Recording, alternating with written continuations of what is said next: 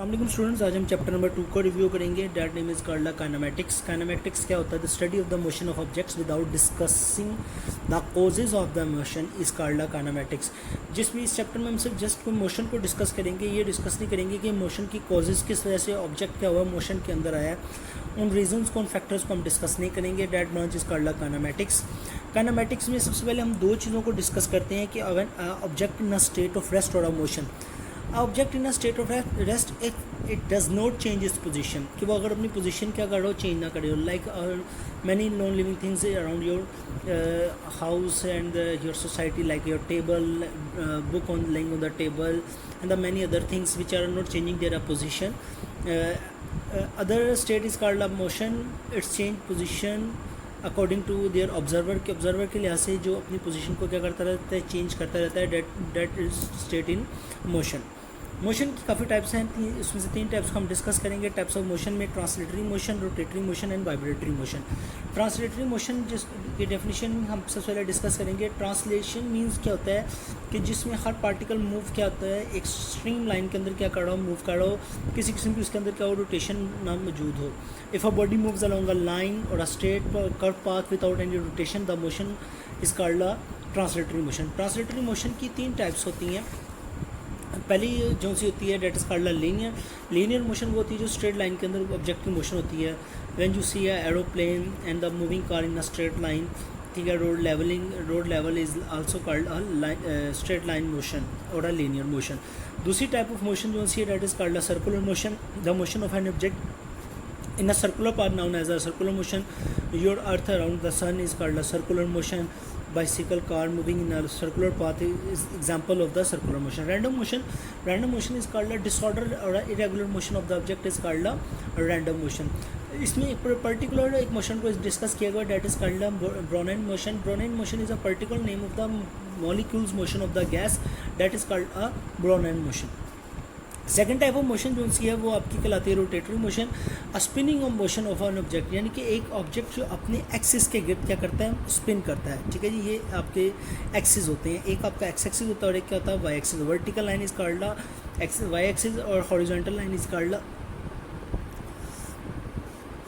And horizontal line is called your X axis. Axis basically क्या होता है, जो कि बॉडी सर्कुलर मोशन रिप्रेजेंट करी होती है, उसके अंदर से उस बॉडी के लाइन जो सी होती है उसके अंदर से पास थ्रू होती है, that is called axis of that object. उसके बाद वाइब्रेटरी मोशन होती है, कहते हैं to and fro motion is called a vibratory motion, यानी कि किसी एक पॉइंट के आगे पीछे हरकत जो सी होती है उसको हम क्या कहते हैं, that is called a vibratory motion. अब क्वांटिटीज़ जिनको हमने डिस्कस करना होता है वो रेस्ट में है, यहाँ मोशन के अंदर है. उसके अंदर 2 चीज़ें आ जाती हैं, ठीक है. One quantity is called scalar quantities and the other quantity is called vector quantities, ठीक है जी. स्केलर क्वांटिटीज़ वो होती हैं just they show and that show in the quantity only are describe there completely by only its magnitude and unit, यानी कि जो सिर्फ अपनी मैग्नीट्यूड और यूनिट को रिप्रेजेंट करती हैं, that is called scalar quantities. और वेक्टर क्वांटिटीज़ वो होती हैं जो अपनी मैग्नीट्यूड के साथ साथ अपनी क्या करती हैं, डायरेक्शन को भी रिप्रेजेंट करती हैं, like a displacement, like a torque, like a momentum, like a displacement. ये तमाम वेलोसिटी, ये तमाम आपकी क्या होती है, वेक्टर्स क्वांटिटीज़ होती हैं जो कि साथ साथ क्या करती हैं, आपकी रिप्रेजेंट करती हैं डायरेक्शन को. आमतौर पर वेक्टर को रिप्रेजेंट करने के 2 मेथड होते हैं, ठीक है जी. फर्स्ट मेथड होता है जिसमें आप क्या करते हो, उसको लेटर के साथ रिप्रेजेंट करते हैं. लेटर में आप क्या करते हो, बोल्ड लेटर कोई भी नाम लिख लेते हैं, या आप स्मॉल लेटर में लिख के या कैपिटल लेटर में लिख के उसके ऊपर क्या कर देते हैं, एक छोटा सा एरो रिप्रेजेंट कर देते हैं जो कि वेक्टर्स को क्या करता है, रिप्रेजेंट करता है. जो दूसरा मेथड होता है that is called a graphical method. दूसरा क्या होता है, ग्राफिकल मेथड. अदर मेथड इसमें क्या किया जाता है कि आप एक स्केल रिप्रेजेंट कर लेते हैं जिसमें आप लाइन वर्क करते हैं, ग्राफिकल तरीके से उसको रिप्रेजेंट करते हैं, that is called a graphical method. उसके बाद जो आपके पास आपकी नई टर्म यूटिलाइज होती है उसको हम कहते हैं, that is called a position. Position is representation of the any object describe the location of the place of a point which respect to the some reference point, यानी कि किसी रेफरेंस पॉइंट से उसको क्या किया जाता है, डिस्कस किया जाता है, that is called a position. Position को हम डिस्क्राइब करते हैं उसके ओरिजिन के लिहाज से डिस्क्राइब करते हैं. डिस्टेंस एंड डिस्प्लेसमेंट इसके अंदर डिस्कस किया गया है. Shortest distance between the 2 point, that is called a displacement, and length between the 2 point, that is called a distance, ठीक है जी। डिस्टेंस स्केलर क्वांटिटी होती है और जबकि डिस्प्लेसमेंट आपकी क्या होती है, वेक्टर क्वांटिटी होती है, ठीक है जी। जो आपका डिस्टेंस होता है उसको हम एस से रिप्रेजेंट करते हैं और डिस्प्लेसमेंट को हम क्या करते हैं, डी से रिप्रेजेंट करते हैं। डिस्टेंस एक स्केलर क्वांटिटी है जी और डिस्प्लेसमेंट आपकी क्या है, एक वेक्टर क्वांटिटी है। दोनों के यूनिट क्या होते हैं, सेम होते हैं, दोनों को हम क्या कहते हैं, मीटर के अंदर ही रिप्रेजेंट करते हैं। नेक्स्ट हमारी 3 टर्म्स है जिसको हम एक साथ ही डिस्कस करेंगे क्योंकि ये तीनों चीज़ें एक दूसरे से रिलेट करती हैं, speed, velocity and acceleration. Speed क्या होती है, कहते हैं the speed of the body distance object travel in any direction by a body in a unit time is called a speed. यानी कि कोई भी डिस्टेंस है यूनिट टाइम में जब ऑब्जेक्ट कवर अप करेगा, ठीक है, that is called a speed. Speed के फार्मूले से हम डिस्टेंस कैलकुलेट कर सकते हैं, S is equal to average speed multiply by time.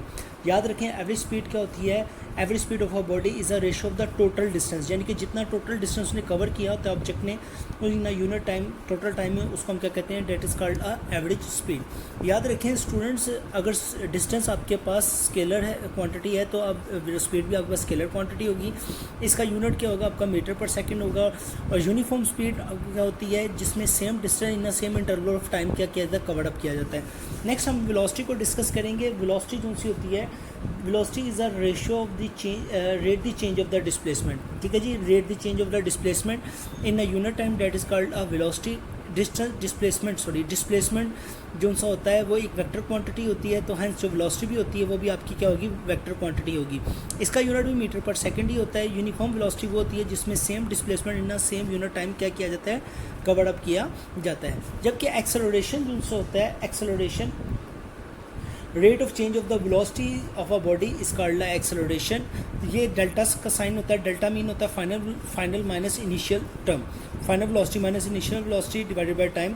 Velocity vector quantity, hence acceleration भी एक वेक्टर क्वांटिटी होगी। इसका यूनिट क्या होगा, मीटर पर सेकंड स्क्वायर होगा। यूनिफॉर्म जो सा एक्सेलरेशन होता है उसमें same rate of velocity in a same interval of time होता है। वेलोसिटी की 2 टाइप्स होती हैं, एक पॉजिटिव एक्सेलरेशन होता है, एक नेगेटिव एक्सेलरेशन होता है। पॉजिटिव एक्सेलरेशन वो होता है जिसमें वेलोसिटी जो सी होती है इंक्रीज़ हो रही होती है इन यूनिट टाइम, उसको हम कहते हैं that acceleration is called a positive acceleration. और जिसमें वेलोसिटी क्या हो रही थी, डिक्रीज़ हो रही थी, that is called a negative acceleration. Negative acceleration को हम रिटार्डेशन भी कहते हैं।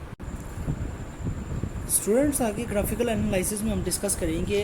Graph is a pictorial way to describe the information, जिसमें हम क्या कहते हैं, किसी भी चीज़ को एक ग्राफ के ज़रिए क्या कहते हैं, इन्फॉर्मेशन को प्लॉट करते हैं, ठीक है, वेरियस क्वांटिटी के अंदर जो कि एक दूसरे के साथ क्या करती हैं, रिलेट करती हैं। याद रखें ग्राफिकल एनालिसिस में हमारे पास 2 क्वांटिटीज़ होती हैं, एक इंडिपेंडेंट होती है, दूसरी क्या होती है, डिपेंडेंट होती है। इंडिपेंडेंट वो होती है जो कि जिसके ऊपर जो कि एक यूनिवर्सल लेवल के ऊपर या जो विद आ टाइम या विद आ चेंजिंग क्या होती है, उसके अंदर कोई तब्दीली नहीं थी। सपोज़ आपके पास टाइम है तो वो आप एक्स एक्सिस पर हमेशा लेंगे क्योंकि टाइम एक यूनिवर्सल पैटर्न है, वो वक्त क्या होता है किसी के ऊपर डिपेंड नहीं करता। जबकि जो स्पीड है या वाई एक्सिस के ऊपर आप डिस्टेंस या डिस्प्लेसमेंट लेते हैं, ठीक है, वो टाइम के ऊपर क्या करता है, डिपेंड करता है। इस पिक्टोरियल वे के ज़रिए से हम डिस्टेंस टाइम ग्राफ से प्रोवाइड करते हैं यूज़फुल इन्फॉर्मेशन, क्या कहते हैं, किसी भी ऑब्जेक्ट की मोशन की स्लोप हमारी डिस्प्लेसमेंट टाइम के दरमियान गिव्स वेलोसिटी, मेंशन करता है कि वेलोसिटी इंक्रीज़ हो रही है, डिक्रीज़ हो रही है। फिर हम उस एरिया के लिहाज से या उस ग्राफ के लिहाज से हम किसी चीज़ को क्या करते हैं,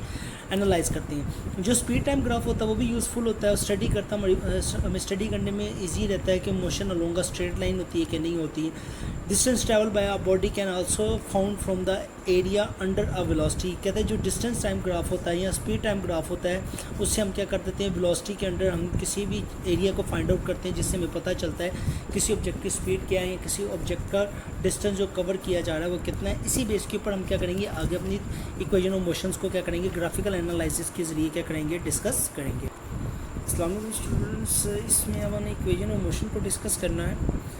अब एक ऑब्जेक्ट है वो ओ ए डायरेक्शन में क्या करता है, यूनिफॉर्म वेलोसिटी के साथ मूव करता है। V A velocity in interval of time जब उसकी वेलोसिटी चेंज होती है तो वी एफ हो जाती है।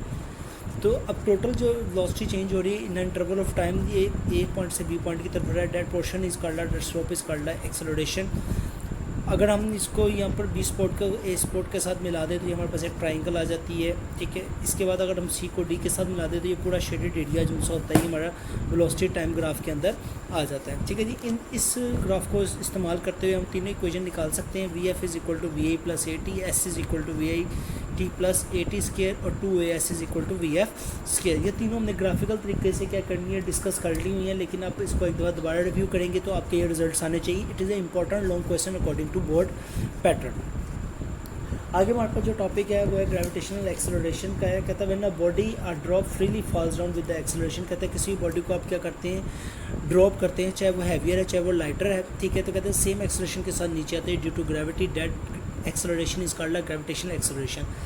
जब हवा को या वैक्यूम को हम निगलेक्ट कर देंगे यानी कि उसको डिसअपियर कर देंगे, तब ही तमाम बॉडीज़ के ऊपर ये लॉ एप्लीकेबल होता है कि तमाम बॉडीज़ क्या होती है, सेम एक्सेलरेशन के साथ नीचे की तरफ मूव करती हैं। उसको इस एक्सेलरेशन को हम क्या करते हैं, स्मॉल जी से रिप्रेजेंट करते हैं, that is called gravitational acceleration, और इसकी वैल्यू क्या होती है 10 मीटर पर सेकेंड स्क्वायर। ठीक है जी। अगर इन तमाम इक्वेशंस को हम अंडर ग्रेविटी के अंदर डिस्कस करें तो जहाँ जहाँ हमारा लीनियर एक्सेलरेशन है, ठीक है, जहाँ जहाँ हमारा लीनियर एक्सेलरेशन है वो कन्वर्ट किसके अंदर हो जाएगा, जी के अंदर कन्वर्ट हो जाएगा।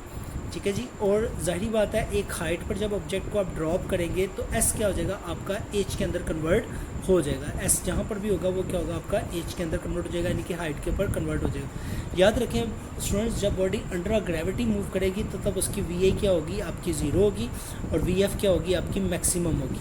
और जब अगेंस्ट द ग्रेव और जी की वैल्यू क्या होगी, आपकी पॉजिटिव होगी। जी की वैल्यू क्या होगी, यानी कि ग्रेविटेशनल एक्सेलरेशन की वैल्यूज़ क्या होगी, पॉजिटिव होगी। और जब बॉडी अगेंस्ट द ग्रेविटी यानी कि अपवर्ड डायरेक्शन की तरफ मूव करेगी तो उसकी याद रखें वी एफ जो उनसी होगी वो ज़ीरो होगी, और वी आई क्या होगी, मैक्सिमम होगी।